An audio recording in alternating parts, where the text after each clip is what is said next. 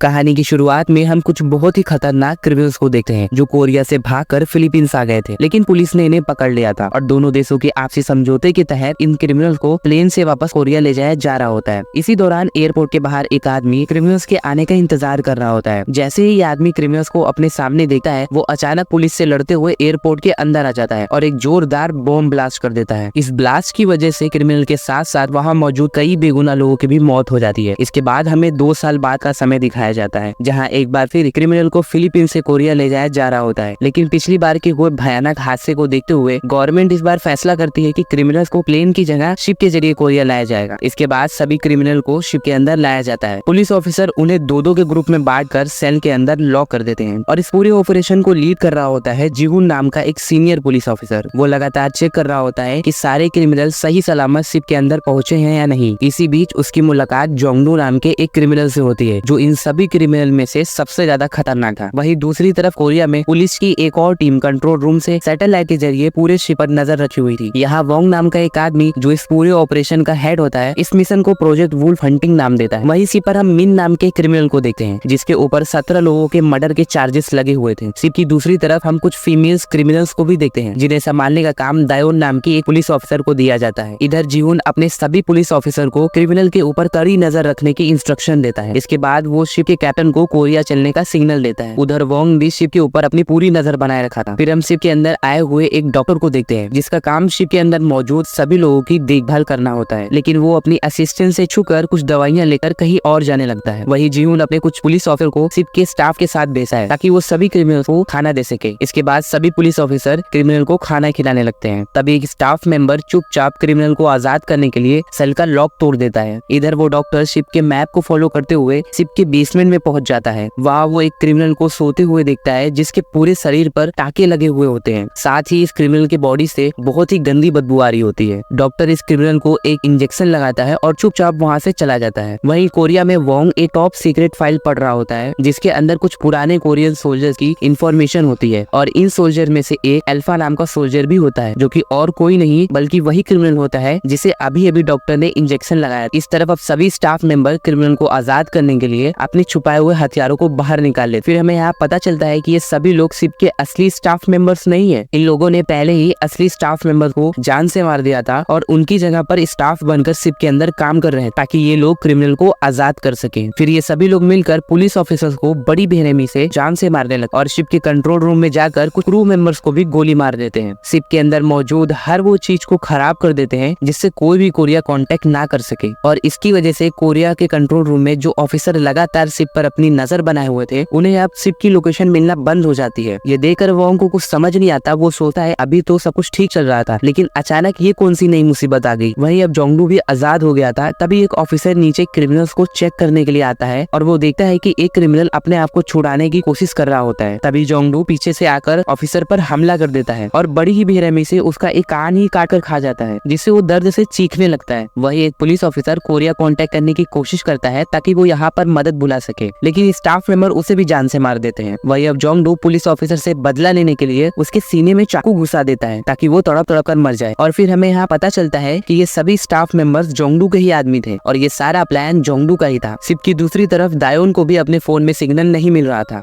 इसलिए वो बाहर चेक करने जाती है कि प्रॉब्लम क्या है, और वो डॉक्टर को देखती है जो अभी बेसमेंट से ऊपर आ रहा होता है। दायोन डॉक्टर के ऊपर गन पॉइंट करके उससे पूछती है तुम कौन हो और नीचे बेसमेंट में क्या करने गए थे। तभी जीहुन भी यहाँ पर आ जाता है और वो दायोन को बताता है कि ये डॉक्टर है, कोई क्रिमिनल नहीं। जीहुन डॉक्टर से दायोन की इस गलती के लिए माफी भी मांगता है। फिर दायोन शिप पर सिग्नल नहीं मिल रहे इसके बारे में जीहुन को बताती है। तभी इन सबकी नजर शिप के ऊपर एक आदमी में पड़ती है जिसके हाथ में कुल्हाड़ी होती है। ये देखकर जीहुन समझ जाता है कि शिप पर कुछ तो गलत हो रहा है। वही अब एक एक करके सभी क्रिमिनल आजाद हो जाते हैं और इनमें से एक क्रिमिनल ऑफिसर दायोन के बारे में बातें करता है कि यार वो कितनी खूबसूरत थी। ये सुनकर जोंगडू को बहुत गुस्सा आता है। वो सबके सामने इस आदमी को गोली मार देता है और बोलता है कि दायोन सिर्फ मेरी है। ये देखकर सभी क्रिमिनल्स जोंगडू से डरने लगते हैं। फिर जोंगडू मिन को भी यहाँ पर देखता है और उसे देखकर हैरान हो जाता है, क्योंकि वो मिन को पहले से ही जानता था। जोंगडू अपने सभी साथियों को बताता है कि ये जितना सीधा दिखता है उतना सीधा है नहीं, इसने मुझसे भी ज्यादा लोगों का खून किया है। इसके बाद मिन जोंगडू से कहता है कि हमें कोरिया चलना चाहिए, लेकिन जोंगडू कोरिया चलने से साफ मना कर देता देता है और वो अपने सभी साथियों से बोलता है क्या किसी और को भी यहाँ पर वापस कोरिया चलना है। जोंगडू की डर की वजह से कोई भी उसके खिलाफ नहीं बोलता। इधर जीवन अपने ऑफिसर्स के साथ सिप के कंट्रोल रूम में आता है जहाँ वो सिप के स्टाफ मेंबर्स को देखता है। इसी बीच कंट्रोल रूम में छुपे हुए जोंगडू के आदमी जीहुन और उसके पुलिस ऑफिसर पर हमला कर देते हैं, लेकिन तभी दायोन चालाकी दिखाते हुए एक स्टाफ मेंबर के पैर पर गोली मार देती है। इस तरफ जोंगडू अपने कपड़े बदलकर सभी लोगों के साथ सिप के इंजन रूम में जाने लगता है और वो मिन को भी अपने साथ चलने को बोलता है, लेकिन मिन अपने ही ख्यालों में खोया हुआ वो पुलिस ऑफिसर की लाश को देखकर अपनी पत्नी को याद करता है क्योंकि उसका भी खून किसी ने इसी तरह किया था। इस तरफ कंट्रोल रूम में जोंगडू के आदमी सिप के कैप्टन को गन पॉइंट पे ले लेते हैं और जीहुन और उसके साथियों को सरेंडर करने को बोलते हैं। तभी दायोन पीछे से हमला कर देती है और मौके का फायदा उठाकर जीहुन इस आदमी को गोली मार देता है। इसके बाद दायोन सिप के कैप्टन से कोरिया कांटेक्ट करने का कोई तरीका पूछती है तो कैप्टन इन्हें इंजन रूम में लगे हुए सैटेलाइट फोन के बारे में बताता है जिसकी हेल्प से कोरिया के कंट्रोल रूम में कांटेक्ट किया जा सकता है। वहीं कुछ क्रिमिनल सभी मरे हुए पुलिस ऑफिसर की लाशों को डीप फ्रीजर में रख देते हैं और यहाँ से इनका खून बहते हुए नीचे बेसमेंट में जाने लगता है और कुछ खून की बूंदें अल्फा पे गिरती हैं जिसकी वजह से अल्फा अपनी गहरी नींद से जाग जाता है। वहीं अब जोंगडू अपने आदमियों के साथ इंजन रूम में आ जाता है और वहाँ मौजूद काम कर रहे वर्कर्स को जान से मारने लगता है और जोंगडू के आदमी इंजन रूम में लगे हुए सैटेलाइट फोन को भी तोड़ देते हैं ताकि कोई भी पुलिस ऑफिसर कोरिया कांटेक्ट ना कर सके। इस तरफ जीहुन क्रिमिनल के सेल के पास आ जाता है जहाँ उसे पता चलता है कि सभी क्रिमिनल आजाद हो चुके हैं और उन लोगों ने उसके काफी सारे पुलिस ऑफिसर्स को जान से मार दिया है और उनकी लाशों को भी ठिकाने लगा दिया। जीहुन अब ये सोचकर परेशान होने लगता है कि वो किस तरह कोरिया कांटेक्ट करके मदद बुलाएगा। दायोन इंजन रूम में लगे हुए सैटेलाइट फोन के बारे में जीहुन को बताती है और तभी बाकी बचे हुए पुलिस ऑफिसर्स भी यहाँ पर आ जाते हैं और ये सभी लोग मिलकर सिप के इंजन रूम की तरफ जाने लगते हैं। वहीं जोंगडू एक वर्कर को मारने ही वाला था तभी मिन उसका हाथ पकड़ लेता है और उसे ऐसा करने से रोक लेता है। इसी बीच जीहुन अपने सभी पुलिस ऑफिसर के साथ इंजन रूम में आ जाता है। जीहुन गुस्से में जोंगडू को गोली मारने ही वाला होता है लेकिन सिप का एक वर्कर ऑफिसर को इंजन रूम में गोली चलाने से मना करता है, लेकिन कोई भी इस वर्कर की बात नहीं मानता। फिर पुलिस ऑफिसर और दायोन के आदमियों के बीच फाइट होने लगती है, लेकिन मिन इन सब के बीच में नहीं पड़ता। वो चुपचाप एक जगह पर खड़ा रहता है। तभी ये क्रिमिनल अपनी जान बचाने के लिए इंजन रूम से बाहर निकलने लगता है। तभी अचानक अल्फा उसके सामने आकर खड़ा हो जाता है और वो इस आदमी को एक जोरदार किक मारता है जिसकी वजह से उसकी तुरंत ही मौत हो जाती है। ये देखकर सभी लोग आपस में लड़ना बंद कर देते हैं और अल्फा को देखकर हैरान हो जाते हैं कि ये किस तरह का आदमी है। इसके पूरे शरीर पर टाके लगे हुए हैं, यहाँ तक कि इसकी आंखें भी बंद है, लेकिन अल्फा इन सभी लोगों की बॉडी से निकलने वाली हीट को देख पा रहा होता है। इसके बाद अल्फा बहुत ही बुरी तरीके से सबको मारने लगता है। वो किसी को भी नहीं देखा, चाहे वो क्रिमिनल हो या पुलिस वाला। अल्फा को ऐसा करता देख जोंगडू की हालत खराब होने लगती है और वो यहाँ से बचकर भागने लगता है। साथ ही वो अल्फा पर फायरिंग भी करता है, लेकिन अल्फा गोलियों से बचते हुए तेजी से जोंगडू के पास आ जाता है। अल्फा एक हैमर की मदद से जोंगडू का एक हाथ तोड़ देता है जिससे जोंगडू दर्द से तड़पने लगता है, लेकिन अगले ही पल वो अल्फा पर हंसने लगता है। इसके बाद अल्फा जोंगडू को हैमर से मार मार कर उसकी जान ले लेता है। यहाँ जीहुन को अपने पुलिस ऑफिसर की लाशों को देखकर काफी दुख हो रहा होता है।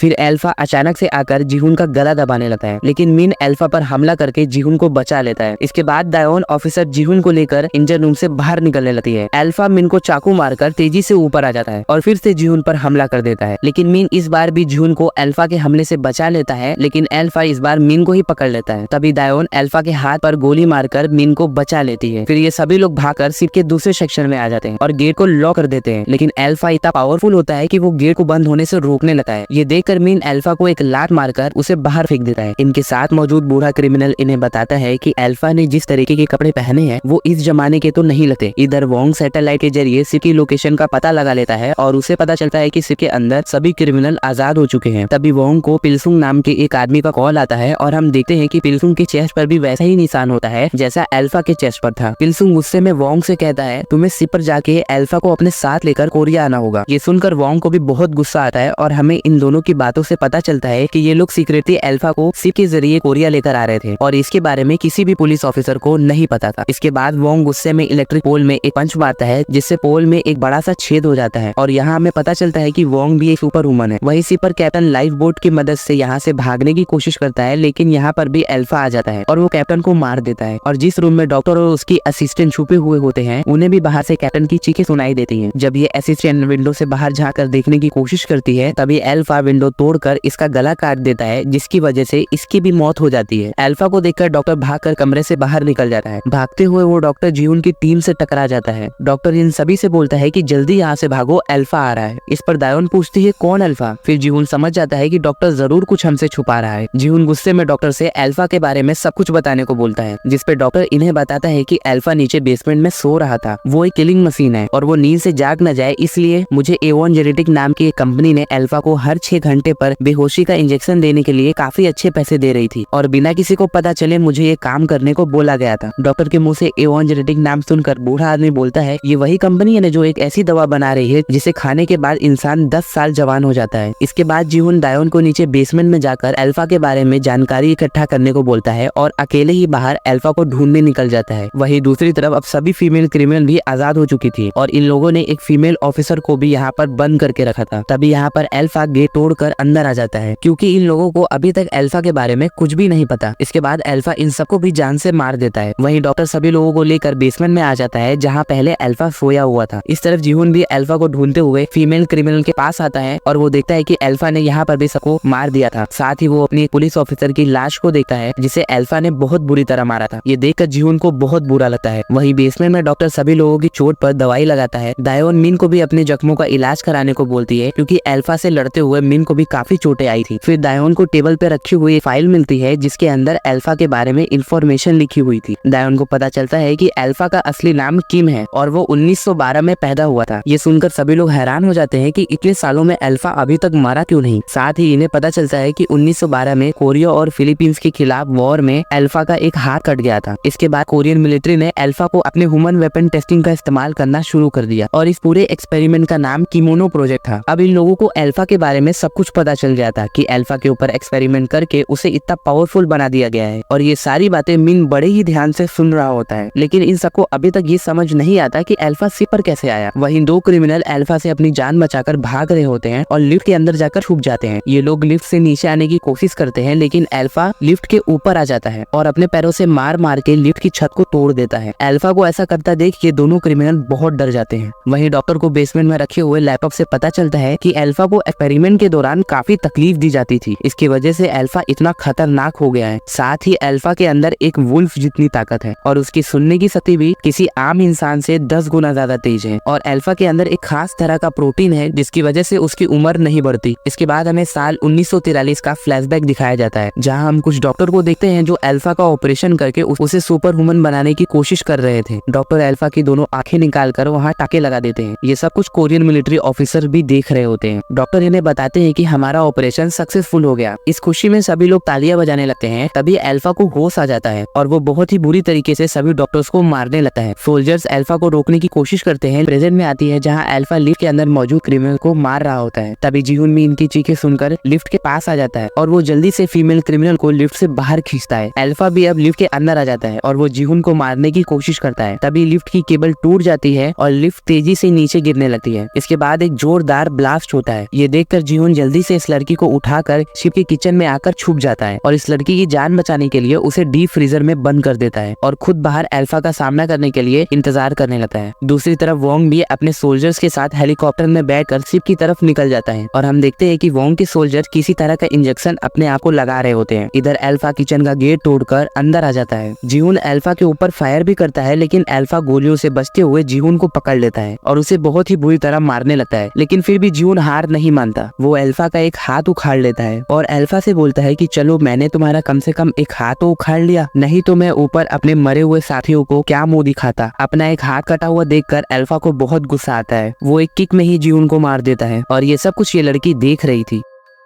इसके बाद अल्फा इस लड़की को मारने के लिए डीप फ्रीजर में आता है, लेकिन ये लड़की बाकी लाशों के बीच में लेटकर मरने की एक्टिंग करती है। अल्फा को इस पर शक हो जाता है। वो इस लड़की को चेक कर रहा होता है, तभी उसे बाहर से हेलीकॉप्टर के आने की आवाज सुनाई देती है, इसलिए वो बाहर चला जाता है। हेलीकॉप्टर की आवाज बेसमेंट में छुपे हुए लोग भी सुन लेते हैं। डॉक्टर बोलता है कि शायद हमें बचाने के लिए मिलिट्री आ गई है, लेकिन मिन सभी से पूछता है क्या हम में से किसी ने भी कोरिया कांटेक्ट किया था, जिसपे दायोन बोलती है कि हम में से किसी ने भी कांटेक्ट नहीं किया। मिन समझ जाता है कि ये लोग हमें बचाने यहाँ नहीं नहीं आए बल्कि अल्फा को लेने के लिए यहाँ आए। इधर वोंग अपने सभी सोल्जर्स के साथ शिप के अंदर आ चुका था। इस लड़की को लगता है कि ये उसे बचाने के लिए यहाँ पर आए हैं, लेकिन वोंग इसे गोली मार देता है। तभी यहाँ बाकी सभी बचे हुए लोग भी आ जाते हैं। वोंग दायोन को भी गोली मार देता है क्योंकि वो अल्फा के बारे में बाहर किसी को भी पता चलने नहीं देना चाहता था, इसलिए वो सभी को मारे जा रहा था। इसी बीच मिन भी यहाँ आ जाता है। दायोन को मरा हुआ देखकर मिन को बहुत दुख होता है। मिन गुस्से में आकर सभी सोल्जर्स को मारने लगता है और वोंग को पकड़ लेता है। वोंग मिन की फुर्ती देखकर हैरान हो जाता है, इसलिए वो मिन का शर्ट फाड़ता है और उसे पता चलता है कि मिन के चेस्ट पे भी बाकी सुपर ह्यूमन की तरह निशान बना हुआ था। ये देखकर वोंग समझ जाता है कि मिन के ऊपर भी एक्सपेरिमेंट किया गया है। तभी हमें पास का सीन दिखाया जाता है जहाँ मिन गुंडों से लड़ते हुए घायल हो जाता है। तभी वोंग अपने आदमियों के साथ यहाँ पर आकर इन सभी गुंडों को पकड़कर एक्सपेरिमेंट के टेस्ट के लिए ले जाता है और इस एक्सपेरिमेंट के बाद कोई भी आदमी जिंदा नहीं बचता। फिर इन सभी लोगों की लाशों को ट्रक में भरकर ठिकाने लगा दिया जाता है। लेकिन तभी मिन को होश आ जाता है और वो एक सुपर ह्यूमन बन चुका था। इसके बाद मिन यहाँ से भागकर एक नॉर्मल जिंदगी शुरू कर देता है। साथ ही वो शादी भी करता है, लेकिन एक दिन वोंग उसे ढूंढते हुए उसके घर पहुंच जाता है। वो उसकी वाइफ और बच्चे को जान से मार देता है। इसके बाद कहानी प्रेजेंट में आती है जहाँ वोंग मिन से पूछता है, जिस बच्चे को मैंने मारा था वो तुम्हारी बेटी थी या बेटा? वो क्या है ना, मैंने उसे मारने से पहले उसका जेंडर चेक नहीं किया था। ये सुनकर मिन को वोंग के ऊपर बहुत गुस्सा आता है। इसी बीच अल्फा भी यहाँ पर आ जाता है। वोंग अपने सभी सोल्जर्स को अल्फा के ऊपर गोली चलाने को बोलता है। अपने आप को गोलियों से बचाने के लिए अल्फा एक गेट को शील्ड की तरह इस्तेमाल करता है। इसके बाद मिन और अल्फा मिलकर वोंग के सभी सोल्जर्स को मारने लगते हैं। फाइट के बीच में डॉक्टर और ये बूढ़ा आदमी भागकर हेलीकॉप्टर के अंदर आ जाते हैं। डॉक्टर पायलट को गन पॉइंट पे लेकर उसे हेलीकॉप्टर, लेकिन पायलट डॉक्टर और बूढ़े आदमी को गोली मार देता है और डॉक्टर भी मरते मरते पायलट को गोली मार देता है और इसी तरह इन तीनों की मौत हो जाती है। वहीं अल्फा बिना एक हाथ के इन सभी सोल्जर्स को खत्म कर देता है। इसके बाद वोंग को मारने के लिए उसकी तरफ बढ़ता है, लेकिन वोंग अल्फा को उसकी औकात दिखा देता है। वो उसे एक हाथ से उठाकर दूर फेंक देता है क्योंकि वोंग भी एक सुपर ह्यूमन है और उसके अंदर अल्फा से भी ज्यादा ताकत है। वोंग बड़ी आसानी से अल्फा के पैर और उसके गले की नस काट देता है और ज्यादा खून बहने से अल्फा की मौत हो जाती है। और अब इस पूरे शिप पर मिन और वोंग ही जिंदा होते हैं। इसके बाद वोंग मिन से कहता है कि अल्फा तो मर गया, अब तुम्हारी बारी है। फिर इन दोनों में बहुत ही जबरदस्त फाइट होती है। दोनों ही एक दूसरे पर भारी पड़ रहे होते हैं, जिससे मिन गुस्से में और भी ज्यादा भड़क जाता है। वो वोंग को बहुत बुरी तरह पीटने लगता है, जिसकी वजह से वोंग पानी में गिर जाता है। मिन भी वोंग को जान से मारने के लिए पानी में कूद जाता है। इसके बाद हमें अगली सुबह का सीन दिखाया जाता है जहाँ हम एक सीक्रेट लैब को देखते हैं जिसको पिल्सुंग चलाता था। यहाँ पर वो इंसानों पे एक्सपेरिमेंट करके उन्हें सुपर ह्यूमन बनाने का काम करता था। तभी उनमें से एक पिल्सुंग का हाथ पकड़ लेता है और क्योंकि पिल्सुंग भी एक सुपर ह्यूमन होता है, वो बड़ी ही आसानी से इस आदमी का हाथ तोड़ देता है। ये सब देखकर पिल्सुंग के आदमी बहुत डर जाते हैं। पिल्सुंग कहता है, अरे डरो नहीं, मेरे पास एक लड़का है जो यहाँ के खतरों का बड़ी ही आसानी से सामना कर सकता है। ये बोलकर पिल्सुंग एक लड़के के पास आता है। फिर हमें पास्ट का सीन दिखाया जाता है जहाँ वोंग मिन के बच्चे को मारने ही वाला होता है, लेकिन तभी उसे पता चलता है कि मिन का बच्चा कोई आम बच्चा नहीं है, बल्कि उसके अंदर भी मिन जैसी ही सुपर ह्यूमन की पावर है। इसलिए वो मिन के बच्चे को नहीं मारता और अपने साथ ले जाता है। प्रेजेंट में हम इसी बच्चे को देखते हैं जहाँ पिल्सुंग ने इस बच्चे को कैद करके रखा था। वहीं दूसरी तरफ हम मिन को देखते हैं जो अभी तक जिंदा था। वो तैरते हुए एक आइलैंड पर आ जाता है और अब मिन की जिंदगी का बस एक ही मकसद था, वो किसी तरह पिल्सुंग के प्रोजेक्ट को बंद करना चाहता था ताकि कोई भी इंसान अब सुपर ह्यूमन ना बन सके। इसी के साथ ये कहानी खत्म हो जाती है। अगर आप सभी को वीडियो पसंद आई तो चैनल को सब्सक्राइब और वीडियो को लाइक जरूर कीजिएगा। मैं मिलता हूँ आपसे अगली वीडियो में।